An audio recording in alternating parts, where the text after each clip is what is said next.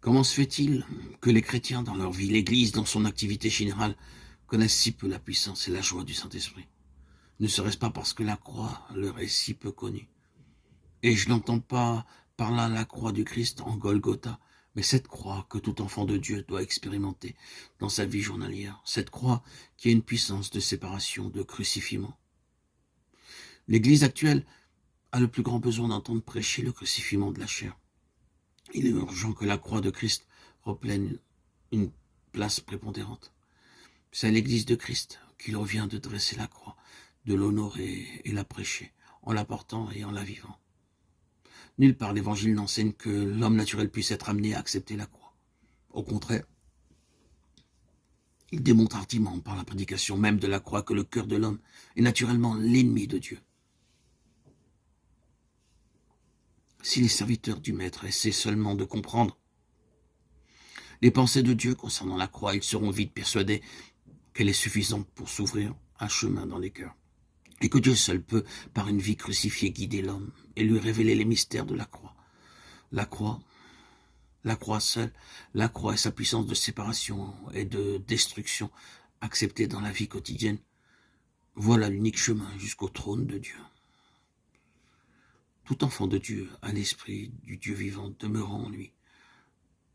En annonçant la croix, la vie crucifiée, le crucifiement de la chair, nous ne prétendons pas lui dicter ce qu'il doit faire, mais ce qu'il peut attendre du Saint-Esprit qui demeure en lui. La croix est le plus grand de tous les mystères.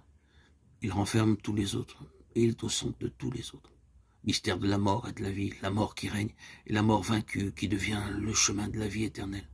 Le mystère de la rédemption, la croix d'infamie, devenant pour le pécheur la puissance victorieuse. La croix, c'est le jugement que Dieu prononce sur le péché. La chair et le monde doivent être crucifiés, mis à mort. Uni à Christ, j'accepte cette sentence de condamnation. Et avec le secours de la vie de Christ, je vis comme étant crucifié avec lui.